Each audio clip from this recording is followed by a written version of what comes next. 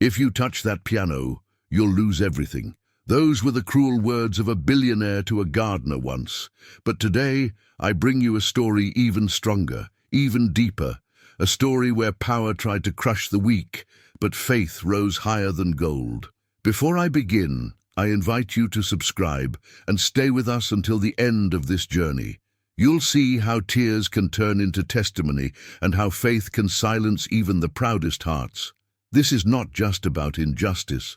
It's about a family humiliated in front of neighbors, their belongings thrown out on the street, children crying, and yet God was preparing something greater. Stay until the last chapter, because what began as humiliation will end as a victory no wealth can buy.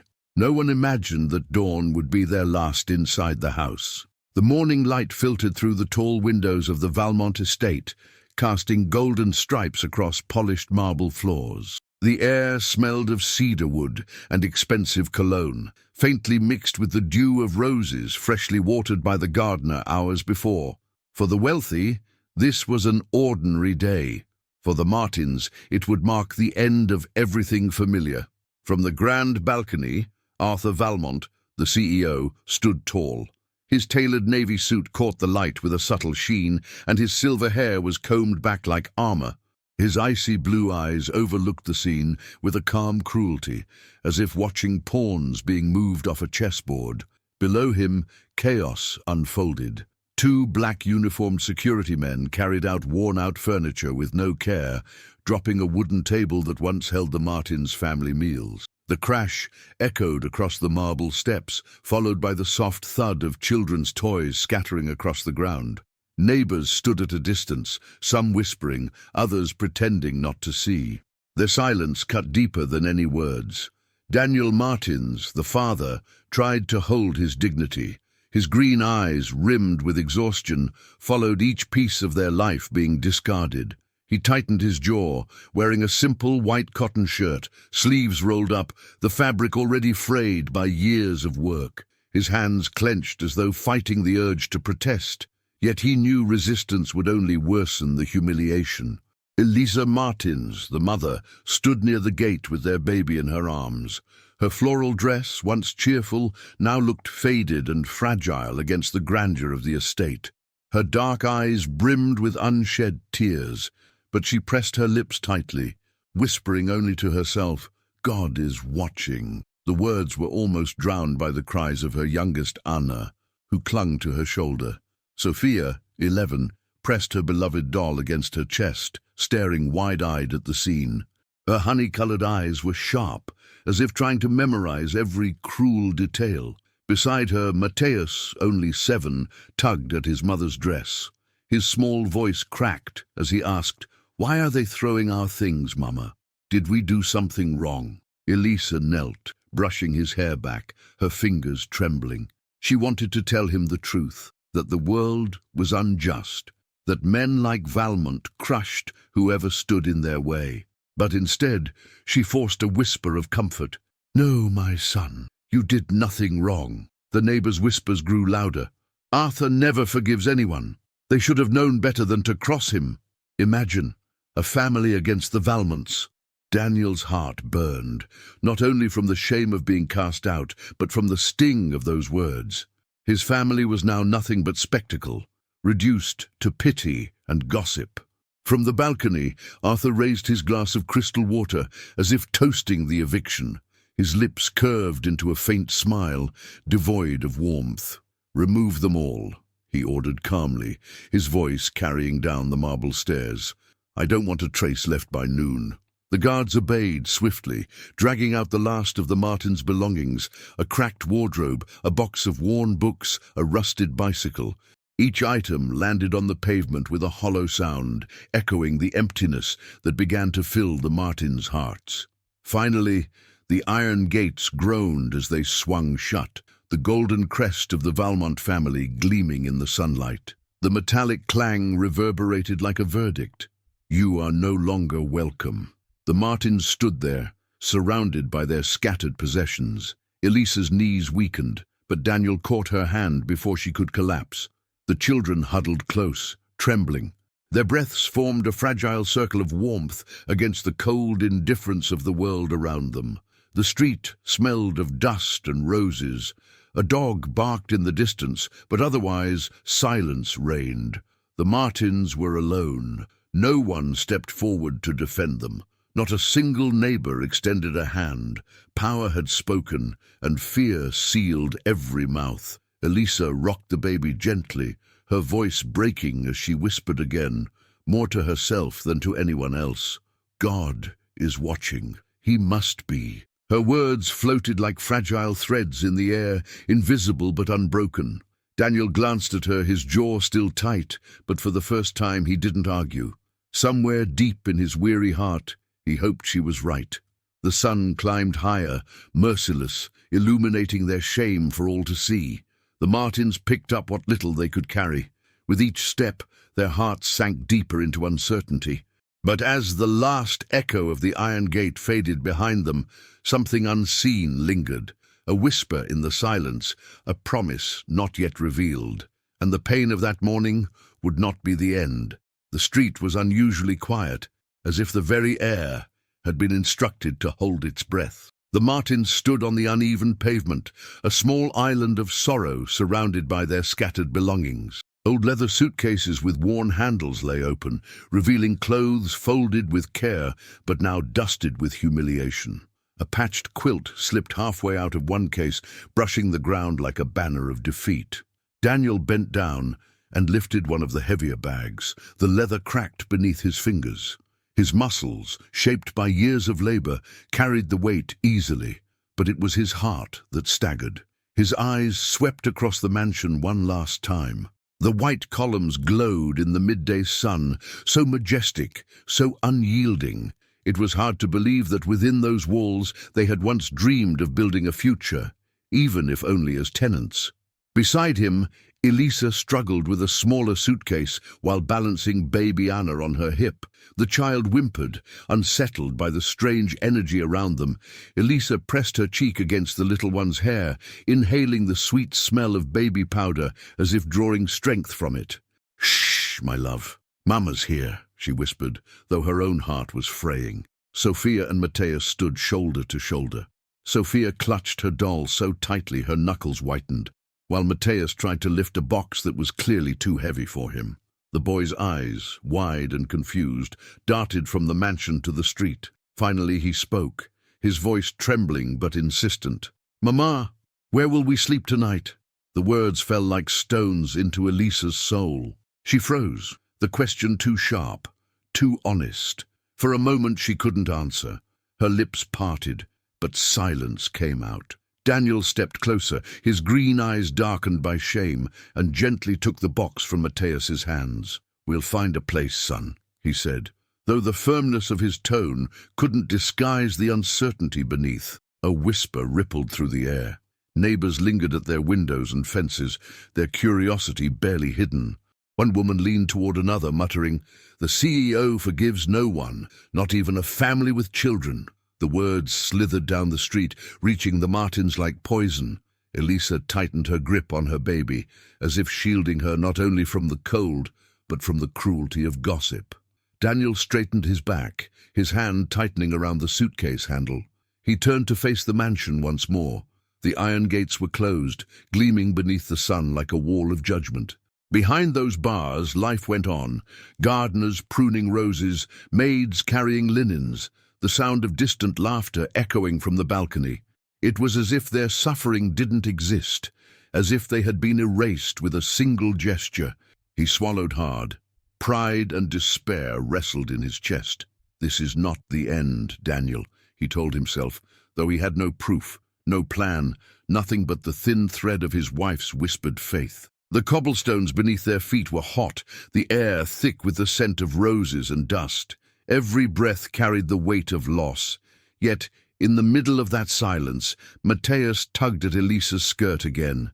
"Mama," he asked more softly this time, "why did Mr. Valmont send us away?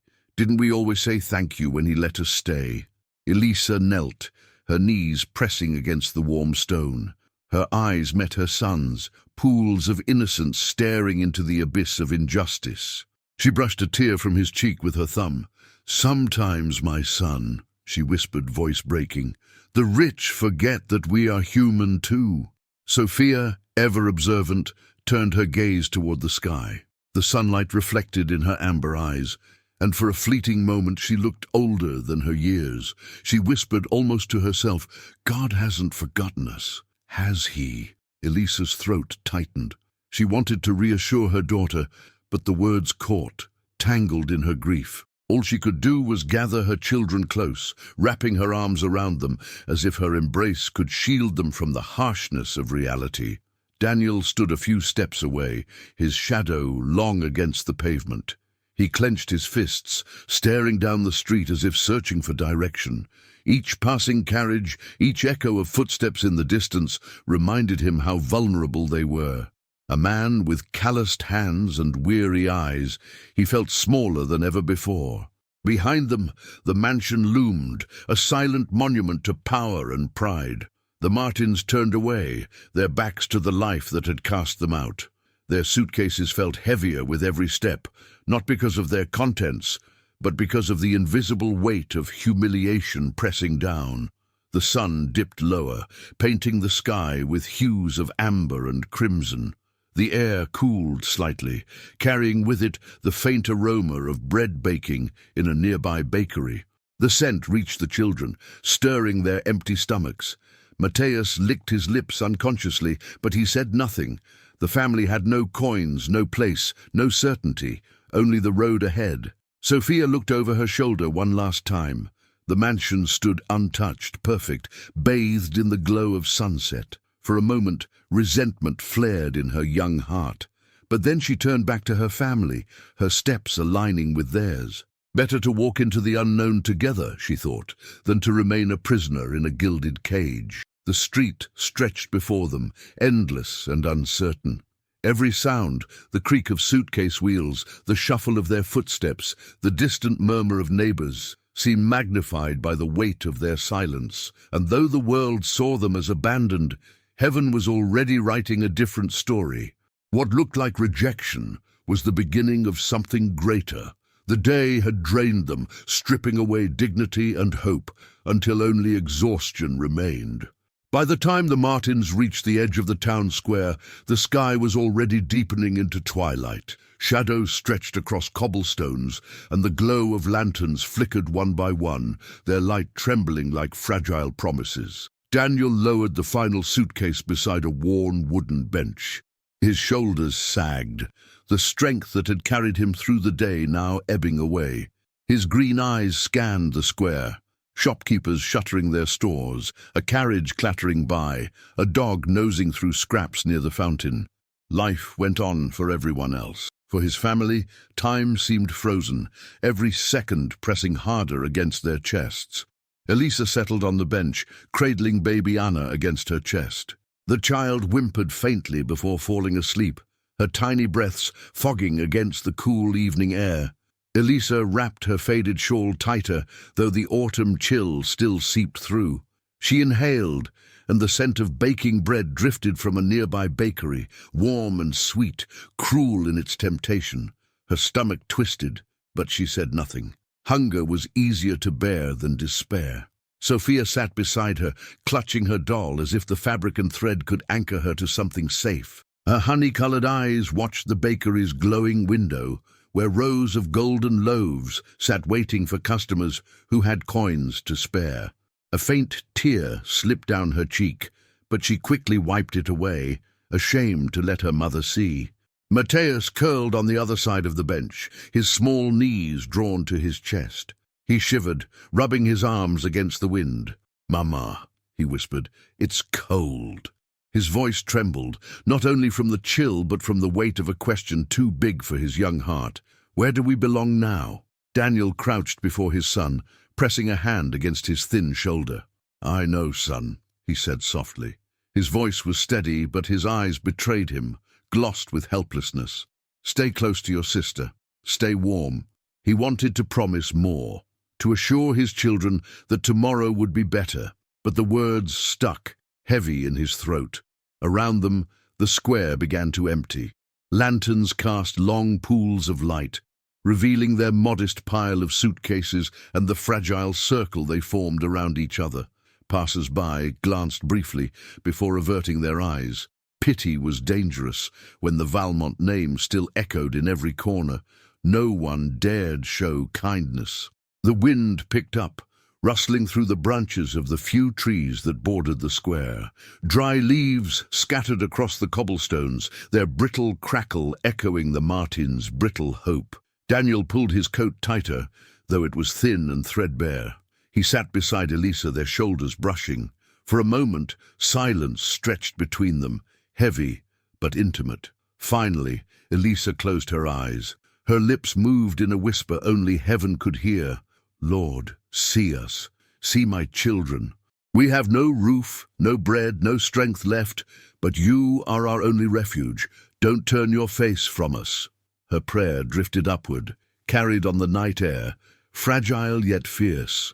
She felt no thunderous answer, no sudden warmth, only the steady beating of her heart and the faint sound of Anna's breath against her chest. But in that silence, something within her refused to break.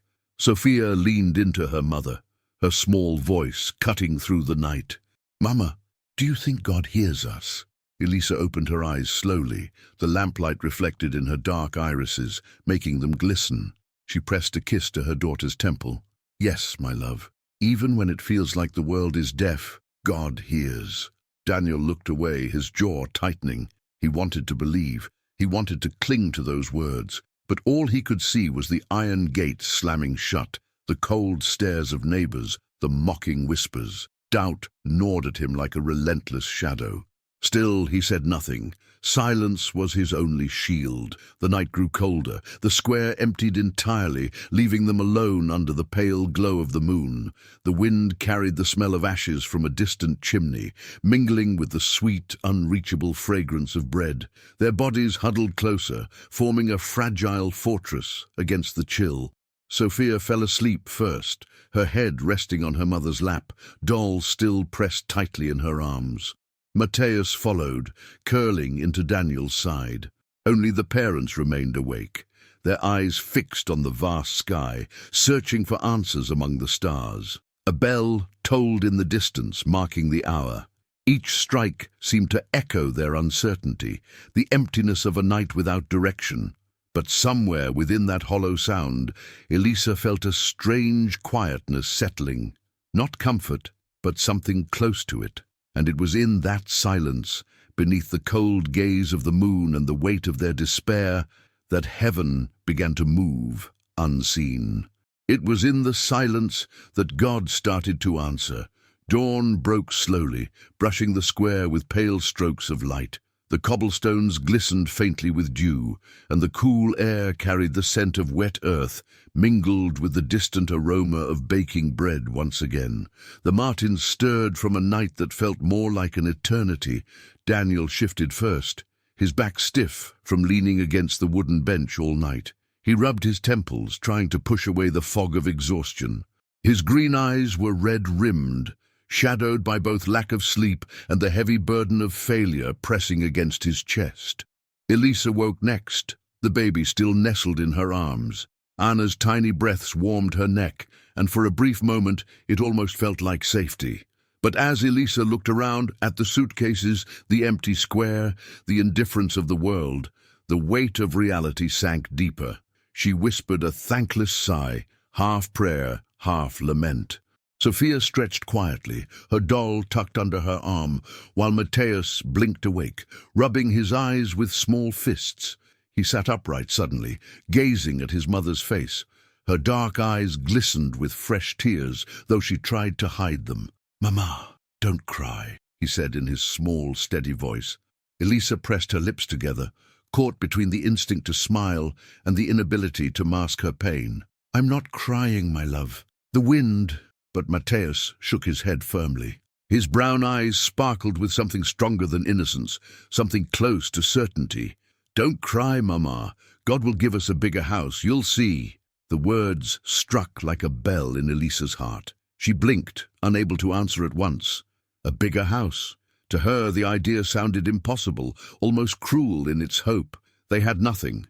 No roof, no bread, no coin to pay for even a crust. How could a child speak of abundance in the shadow of ruin? Daniel, who had been adjusting the strap of a suitcase, froze at the boy's words. He turned slowly, his gaze fixed on his son. "Mateus," he began, his voice heavy. He wanted to correct him, to protect him from disappointment, but the look in the boy's eyes silenced him. It wasn't naivety, it was faith, a faith Daniel himself no longer recognized within his own heart. Elisa's tears spilled freely now. She pressed Mateus against her chest, holding him close, as if trying to draw from his little heart the hope she had lost. "Oh, my son," she whispered, "how can you believe so easily when all is gone?" Mateus rested his head against her shoulder, his voice muffled but resolute. "Because God is bigger than Mr. Valmont, bigger than this street, bigger than everything." The words hung in the air, echoing louder than the toll of the city's morning bells. Sophia looked up from where she sat, her amber eyes wide. Even she, older and more aware of reality, felt something stir inside her, a flicker of warmth against the cold of despair. Daniel looked away, jaw tight, unable to face the light of such simple faith. He clenched his fists, ashamed that his 7-year-old son could speak what he no longer dared to believe. The square slowly filled with the life of a new day. Merchants opened their stalls, the smell of roasted coffee beans and freshly baked bread spreading through the air. Horses clattered against the cobblestones, pulling carts laden with goods. The Martins remained on the bench, out of place, unseen, yet marked by heaven in a way no passer-by could discern. Elisa closed her eyes, letting her son's words echo again and again in her mind. "God will give us a bigger house." Could it be true? She dared not believe it fully, yet she dared not dismiss it either. Somewhere between doubt and hope, a fragile seed was planted. Daniel exhaled slowly, the tension in his shoulders refusing to leave. He picked up one of the suitcases, gripping it firmly, as though movement itself could fend off despair. "We need to find somewhere to go," he said, his voice rough. "We can't stay here." Elisa nodded, though her thoughts were still fixed on Mateus's declaration. Her son's words felt like more than mere comfort. They carried a weight that pressed against her chest in a way she couldn't explain. The Martins began to gather their belongings, preparing to move once again into the unknown. Yet as they stood, a shadow fell across the bench. A figure paused a few steps away, watching them with quiet intensity. It was a man, simple in appearance, worn shoes, a brown coat faded by time, hands roughened by labor. His face carried lines of both hardship and kindness, and his eyes, though tired, gleamed with something familiar, compassion. The Martins froze, their belongings half lifted. For a moment, silence stretched. Then the man stepped closer, and with that step, the story began to change. The next morning would bring an encounter that would change everything. The morning sun rose higher, spilling golden light across the square. Merchants shouted to advertise their goods. The sound of wagon wheels rattled against the cobblestones, and the smell of roasted coffee beans drifted from a stall at the corner. Life moved on, as though the Martins were invisible. But they weren't invisible to everyone. A man had been standing near the fountain for some time, watching quietly. His clothes were plain, a brown coat with frayed cuffs, trousers worn thin at the knees, and boots scarred by years of walking. His hair, dark and streaked with grey, curled slightly around his ears. Yet it wasn't his attire that drew attention. It was his eyes, deep, steady, and filled with compassion. They seemed to carry both the weight of sorrow and the promise of kindness. As Daniel lifted the last suitcase, preparing to move his family once again into uncertainty, the man approached. His footsteps were measured, deliberate, each one echoing softly against the stone. The Martins froze, their bodies tense. Strangers rarely stopped, and when they did, it was usually to sneer or whisper. "Excuse me," the man said gently, his voice low but warm. He looked first at Daniel, then at Elisa, and finally at the children huddled close. "I couldn't help but notice. Are you in need of a place to rest?" Elisa blinked, startled. No one had spoken to them with kindness since the expulsion. She opened her mouth, but her throat tightened, words caught between hope and caution. Daniel stepped forward instead, his shoulders squared, his tone guarded. "We're fine," he said, but the way his voice cracked betrayed the lie. The man studied him with quiet patience. "I've seen families in need before," he said softly.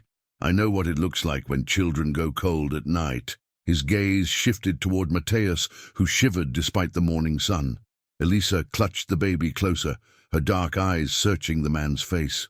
There was no mockery in his expression, no judgment, only sincerity. Still, trust did not come easily. "Why would you help us?" she asked, her voice barely above a whisper. The man paused, his expression gentle.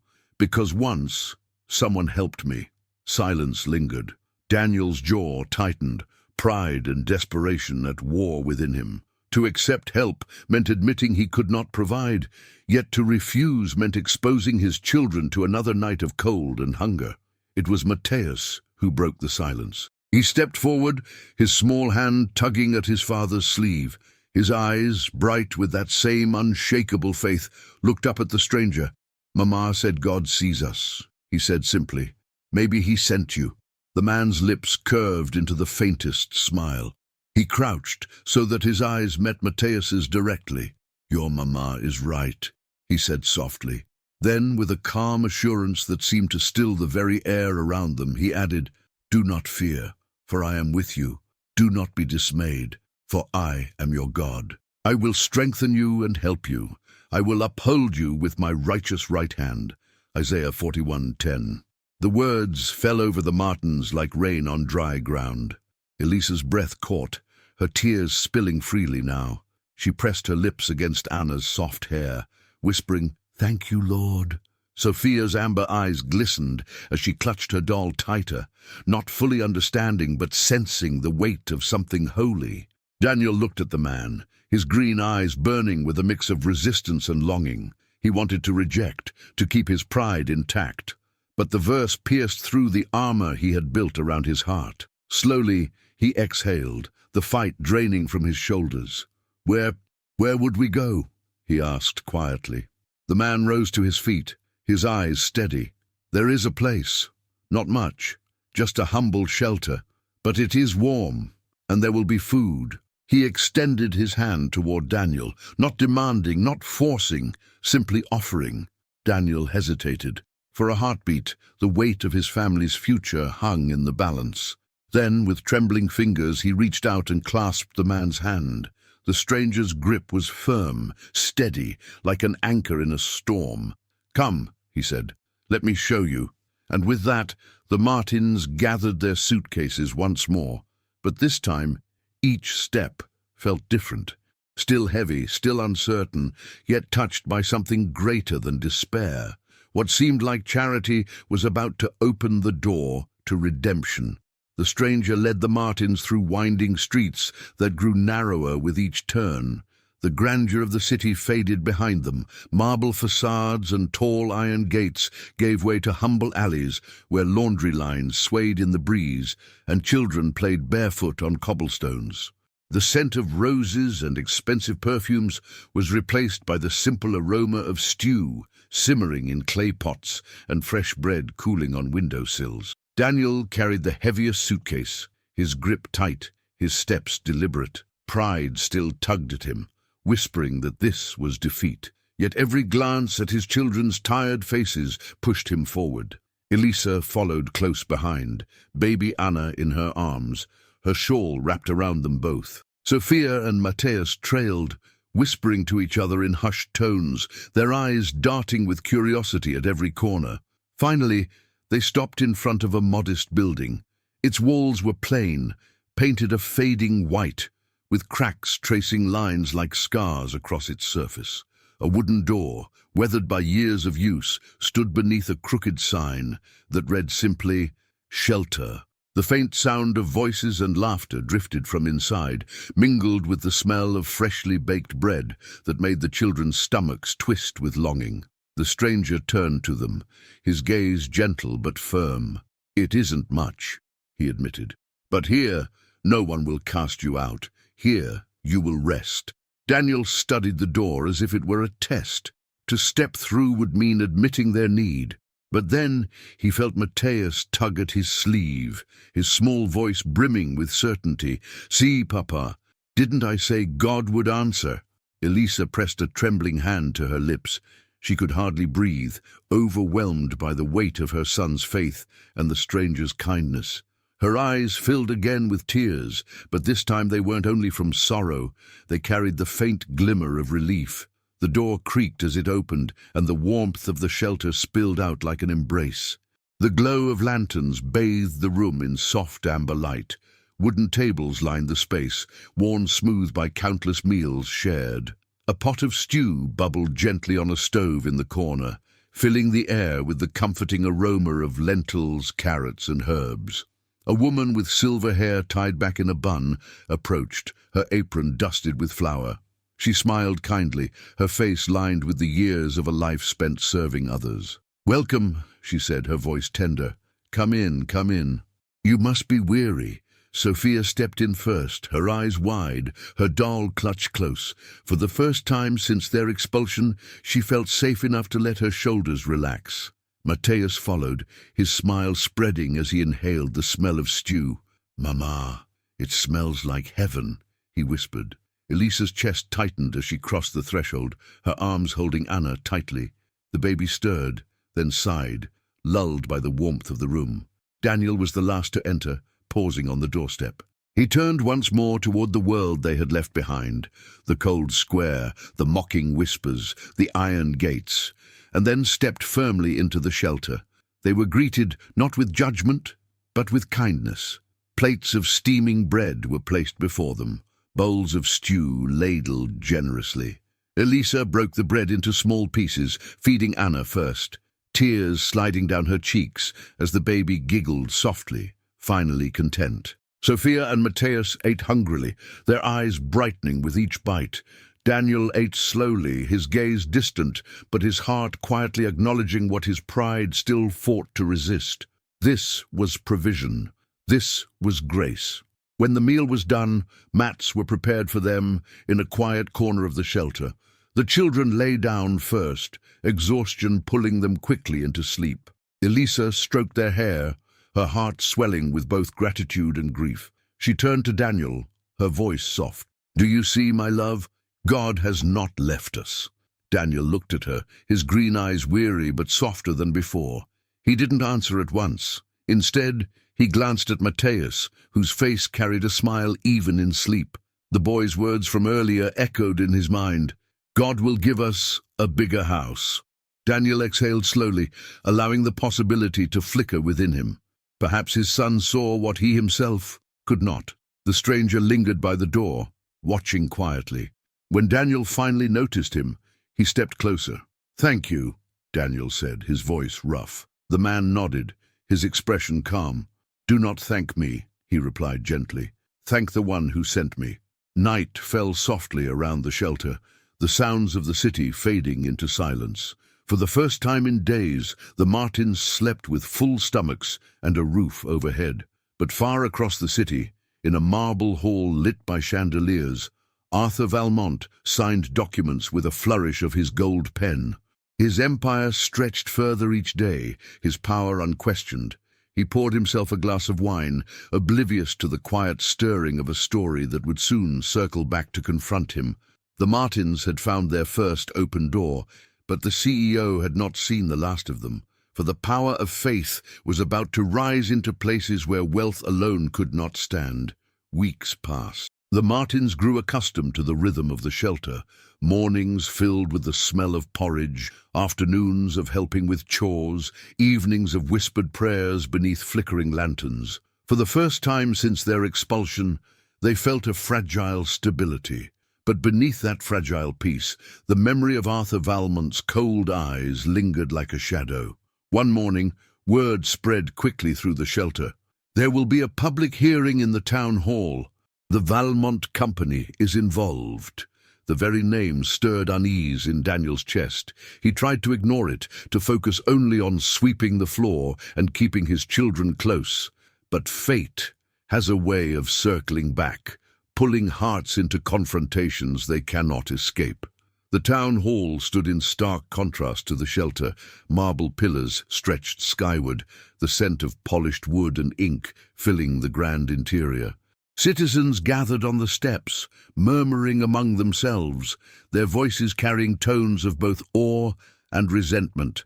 Arthur Valmont was set to defend his latest business venture, one that threatened to displace yet more families. Elisa felt Daniel tense beside her as they approached. "We shouldn't be here," he muttered. His green eyes darted nervously across the crowd, but Sophia, clutching her doll, whispered, "Maybe this is why God brought us." Inside, the atmosphere was thick with anticipation. The air smelled of parchment, wax candles, and the faint musk of too many bodies pressed together. Benches creaked as people settled, their eyes fixed on the raised platform at the front. And there he was, Arthur Valmont, standing in his immaculate suit, his silver hair gleaming under the chandeliers. His presence commanded silence. He held a stack of documents in one hand, the other resting on the polished wood of the lectern. His voice carried easily, calm and sharp as a blade. "Progress," he declared, "requires sacrifice, and if a few must leave their homes for the greater good, then so be it." Murmurs rippled through the hall. Some nodded in agreement, others clenched their fists in quiet anger. Daniel's heart pounded, every word scraped against the raw wound of his memory. Elisa gripped his hand, her fingers trembling. She whispered, "Remember what Matthias said. God is greater." But it wasn't Daniel who moved. It was Matthias. The boy slipped from his mother's grasp and stepped into the aisle, his small figure dwarfed by the grand chamber. Gasps filled the air as he walked, clutching nothing but his innocence and faith. His voice, clear and high, carried farther than anyone expected. "Mr. Valmont." Arthur paused, his cold blue eyes narrowing as they fixed on the child. The room stilled, all attention shifting. "You took our house," Matthias continued, his voice trembling but unbroken. "You made my mama cry, and you made us sleep on the street. But Mama said God saw us, and he gave us a new home." His small chest rose and fell with each word. "You can take things away, but you can't take God away. He is bigger than you." The hall erupted in murmurs, shock rippling through the crowd. Some gasped, others covered their mouths. The boy's words rang louder than any lawyer's speech, cutting through the air with the sharpness of truth. Arthur's jaw tightened, his icy facade faltering for the briefest moment. He adjusted his tie, his lips pressing into a thin line. "Child," he said slowly, his tone laced with restrained irritation, "this is no place for fairy tales." But before he could continue, a voice rose from the benches. "He speaks the truth." Another joined, then another. Soon the chamber echoed with agreement, murmurs swelling into bold declarations. "The boy is right. We've all suffered under Valmont's greed." Daniel rose, his hands trembling but his voice steady. "My son speaks with more courage than I have ever known, and he is right. Wealth cannot silence faith, nor can power erase the dignity of a family." Elisa's eyes filled with tears as she held Anna close, her voice barely audible but fervent. "Thank you, Lord, for using the least to shame the mighty." Arthur's composure cracked. His blue eyes darted across the crowd, realizing that the boy's testimony had stirred something he could not control. His empire was built on fear, but now the whispers of courage were spreading like wildfire. The judge, who had remained silent until now, leaned forward. His stern face softened as he looked at Matthias, then at the Martins. "Sometimes," he said slowly, "truth is spoken not by the powerful, but by the pure of heart." A hush fell over the hall. Arthur's lips parted, ready to respond, but the weight of the moment pressed against him. His words caught, trapped by the undeniable force of innocence and faith. And then silence, deep, heavy, filled with something greater than fear. What happened next would silence even the richest voices in the room. The silence in the hall was thick, stretched taut like a string about to snap.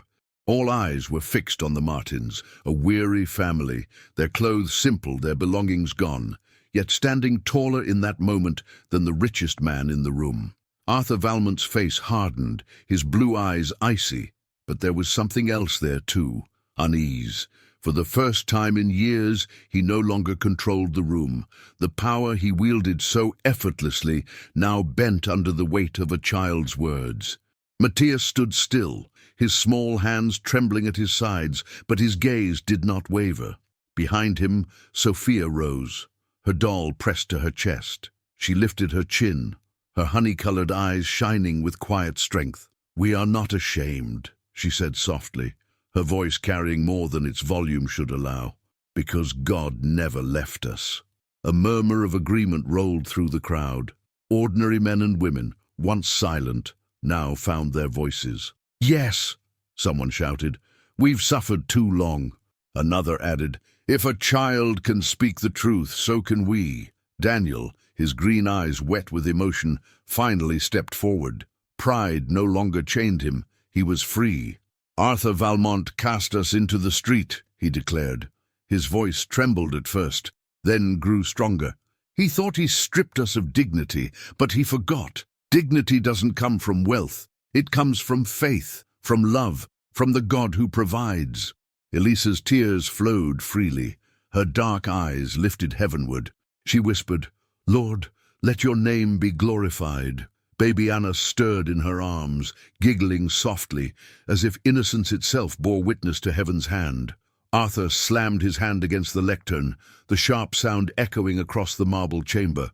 "Enough of this nonsense!" he thundered, his calm mask shattered, revealing the anger beneath. "You dare stand against me? You think your little speeches matter? I am Valmont. I built this city's wealth. I decide who prospers and who falls." But the words no longer carried the weight they once did. Instead of fear, murmurs of disapproval spread. People leaned closer to one another, whispering, "He's afraid. Look how he trembles." The judge raised his hand, calling for silence, his stern gaze fixed on Arthur. "Wealth does not place a man above truth," he said firmly, "nor does power place him above justice. Today we have heard a testimony stronger than contracts and gold. We have heard the voice of innocence, and it has silenced arrogance." The chamber erupted, not in chaos, but in applause. Slow at first, hesitant, then rising into a thunderous wave that shook the hall.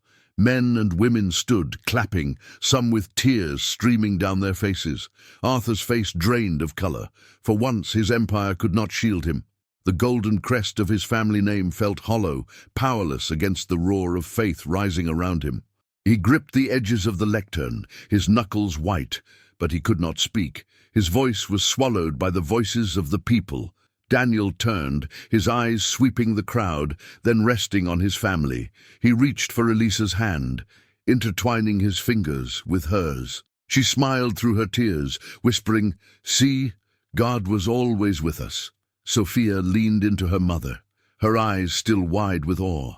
And Matthias, small, trembling, yet radiant with faith, whispered words that echoed louder than any judge's verdict. "I told you, Mama, God would give us something greater." The hall slowly quieted, but the change lingered. Something had shifted, not only for the Martins, but for everyone present. The powerful had been humbled, the weak had been lifted, and all because faith dared to speak. As they left the hall, the sunlight streamed through tall windows, falling across their faces like a blessing. Outside, people gathered, some approaching to shake Daniel's hand, others pressing small gifts of food into Elisa's arms. No longer outcasts, the Martins were embraced by a community awakened. Arthur Valmont remained behind in the hall, alone at his lectern, the applause still ringing in his ears. He had wealth, he had power, but in that moment, he had nothing that truly mattered. The Martins walked away with no riches, no mansion, no title, yet they carried something far greater: respect, hope, and the undeniable truth that faith had triumphed over pride, because no wealth could buy what God alone had given. Days later, the Martins found themselves in a modest but welcoming home, offered by a family who had heard their story. It wasn't marble or gold, but its wooden walls breathed warmth, and its windows opened to the laughter of neighbors who now stood beside them. At night, Elisa knelt by the bedside, whispering her prayer of gratitude. Daniel joined her, his hands rough but steady, his voice breaking as he finally surrendered his pride. Sophia rested her doll on the table, smiling softly, and Matthias, his faith shining brighter than ever, whispered to his baby sister, "See, Anna, God kept his promise." The truth was undeniable. For the foolishness of God is wiser than human wisdom, and the weakness of God is stronger than human strength. 1 Corinthians 1:25. Life often writes stories in paradoxes. The wealthy who seem unshakable can be silenced by a child's simple faith. The family cast into the streets can rise higher than marble halls. The Martins discovered what many forget, that God does not measure strength by gold, but by trust. Faith does not erase suffering, but it transforms it. It takes cold nights on a bench and turns them into testimonies. It takes tears of humiliation and reshapes them into seeds of hope. And in the end, it reveals the eternal truth. No power on earth can silence the voice of heaven, spoken through a heart that believes. If this story touched your heart, I invite you to subscribe and join us for more journeys of faith, hope, and courage. And I want to hear from you. Where are you watching from? Comment below and let us know your city, your country, because faith unites us across every distance. Remember, no matter what doors men may close, God always opens a greater one.